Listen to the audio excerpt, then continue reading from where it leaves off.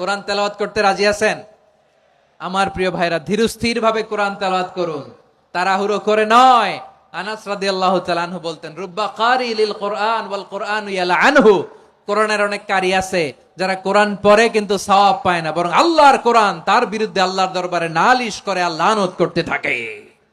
আমরা কি ওইরকম কোরআনের তেলাওয়াতকারী হতে চাই?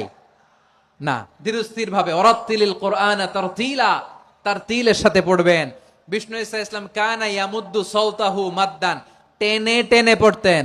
আলহামদুলিল্লাহি রাব্বিল আলামিন আর রহমানির রহিম মালিকি ইয়াউমিদ্দিন ইয়্যাকা না'বুদু ওয়া ইয়্যাকা নাস্তাঈন। কানা ইয়ামুদ্দু সাওতাহু মাদ্দান, টেনে টেনে পড়তেন। ওয়া কানা ইউকাত্তিউ আয়াতান আয়াতান, প্রত্যেক আয়াত পড়ে পড়ে তিনি থামতেন। এভাবে কোরআন পড়তে হবে। আমাদের অনেক মা বোনেরা আজকের এই চাঁপাইনবাবগঞ্জের প্রোগ্রামের অনেকগুলো মহিলা প্যান্ডেল আমি ল্যান্ডিং করার সময় দেখেছি।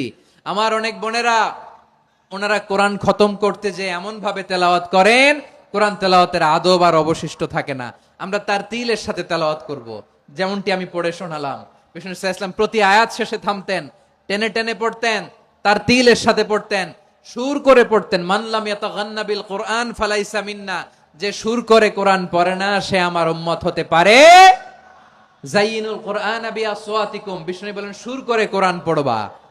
অনেকে কোরআনের খতম তুলবার জন্য কোরআনরে একেবারে খতম করে দেয়। না, আপনি ধীরস্থির ভাবে পড়ে যদি খতম দিতে পারেন মাশাআল্লাহ, না পারলে যতটুকু পারেন পড়বেন।